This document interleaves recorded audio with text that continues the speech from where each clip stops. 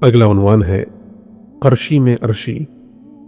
3 جون کو شہر سبز سے چل کر کرچی پہنچے۔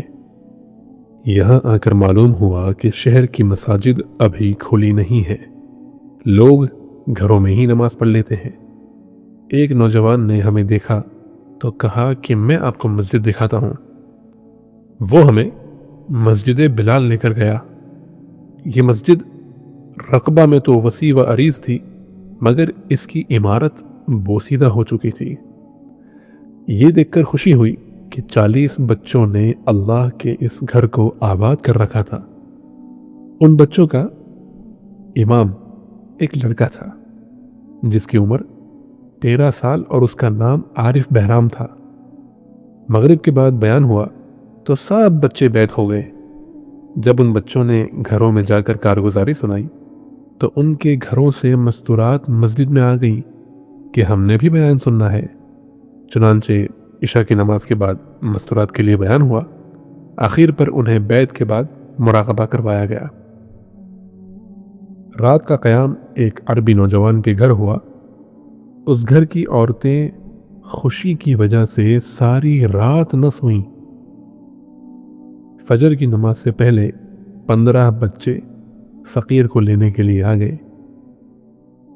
فجر کی نماز سے ظہر تک کا وقت بچوں کے ساتھ مسجد میں گزارا۔ بچوں کو اذان، اقامت، نماز اور دعائیں وغیرہ سکھائی۔ محفل ذکر و ختم خواجگان کا اجرا کیا گیا۔ ختم خواجگان کیا ہے وہ اگر آپ پڑھنا چاہیں تو حضرت پیر صاحب کی کتاب شجرہ طیبہ میں اس کی تفصیل موجود ہے۔ تو آگے حضرت فرماتے ہیں کہ عارف بہرام کو امیر بنایا گیا۔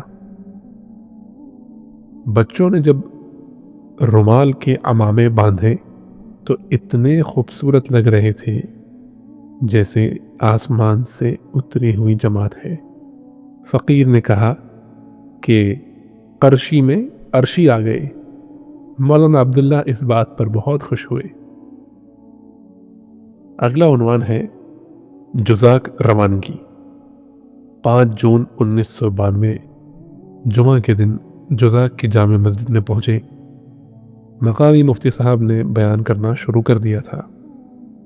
جب ہم لوگ مسجد میں داخل ہوئے تو نمازیوں نے ہمارے لیے راستہ بنانا شروع کر دیا، حتیٰ کہ ہم لوگ اگلی صف میں پہنچ گئے۔ خطیب صاحب نے جب فقیر کو دیکھا تو اپنی بات کو وہیں پہ سمیٹ دیا اور بغیر کسی تعارف کے فقیر کا چہرہ دیکھ کر کہا کہ بقیہ بیان ہمارے مہمان شیخ کریں گے۔ فقیر نے بیان کیا اور مقررہ وقت پر ختم کر دیا۔ نمازیوں میں سے ایک صاحب نے کھڑے ہو کر کہا کہ آپ ابھی اپنا بیان اور کریں، ہمیں بہت مزہ آ رہا ہے۔ چنانچہ بیان لمبا کرنا پڑا۔ نماز کے بعد کافی لوگ سلسلہ عالیہ میں داخل ہوئے۔ جب کھانے کے لیے دسترخوان پر بیٹھے تو فقیر نے دیکھا کہ مدرسے کے چھوٹے چھوٹے بچے بڑے سلیقے سے دسترخوان لگا رہے ہیں، برتن وغیرہ رکھ رہے ہیں۔ ان بچوں میں تربیتی رنگ دیکھ کر بڑی خوشی ہوئی۔ ایک چھوٹے سے بچے کو خطیب صاحب نے پکارا، ملا عبد الغفور، تو وہ بھاگا ہوا آیا۔ فقیر کے لیے یہ بات نئی تھی۔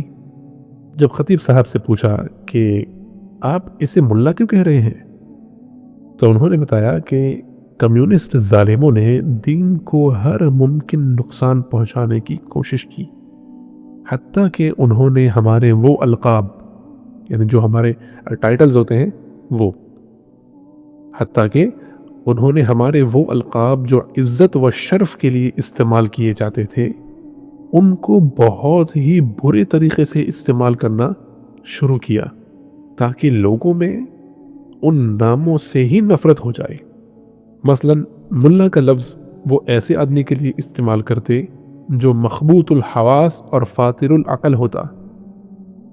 ہم نے اس کا توڑ یہ کیا کہ جو بچہ سب سے زیادہ ذہین اور قابل ہو، اول پوزیشن حاصل کرے، اسے ملا کہتے ہیں۔ نتیجہ یہ نکلا کہ ہر بچے کی تمنا ہے کہ مجھے ملا کہا جائے۔ فقیر کا دل یہ سن کر باغ باغ ہو گیا۔ اگلا عنوان ہے ایک مسلمان سے ملاقات۔ کھانے کے بعد ایک عالم کے بارے میں بتایا گیا کہ وہ 6000 مسجدوں کے ائمہ و خطبہ کے انچارج ہیں۔ وہ فقیر کو بڑی محبت سے ملے اور فرمانے لگے کہ آپ کے بیان نے ہمارے من کی دنیا کو روشن کر دیا ہے، ہمیں ایسی نصیحتیں سننے کی بڑی ضرورت ہے۔ آپ اگر وقت دیں تو جزاک کے ارد گرد کی بڑی بڑی جامع مساجد میں آپ کے پروگرام کروائے جا سکتے ہیں۔ فقیر نے پوچھا کہ آپ کا اسم شریف کیا ہے، آپ کا نام کیا ہے؟ تو فرمانے لگے مسلمان۔ فقیر نے کہا کہ مسلمان تو سب ہیں۔ فرمانے لگے میرا نام بھی مسلمان ہے۔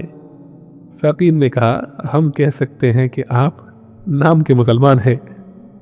اس پر سب حاضرین کھل کھلا کر ہنس دیے۔ فقیر نے سب حاضرین کو بتایا کہ دیکھو اس کی مثال ایسے ہے کہ جیسے سب لوگ اللہ کے بندے ہوتے ہیں، مگر بعض لوگوں کا نام عبداللہ رکھ دیا جاتا ہے۔ اسی طرح سب انبیاء کی امت اسلام پر زندگی گزارنے والی تھیں، مگر امت محمدیہ صلی اللہ علیہ وسلم کی دین کا نام ہی اللہ تعالیٰ نے اسلام رکھ دیا۔ اس لیے ہم دعا کرتے ہیں رضینا باللہ ربا وبمحمد نبیا وبالاسلام دینا۔ اس کا ترجمہ یہاں لکھا ہے کہ ہم راضی ہو گئے ساتھ اللہ کے بطور رب ہونے کی، اور ساتھ محمد صلی اللہ علیہ وسلم کے بطور نبی ہونے کے، اور ساتھ اسلام کے بطور دین ہونے کی۔ رات ہم نے وہیں مدرسہ میں ہی بسر کی۔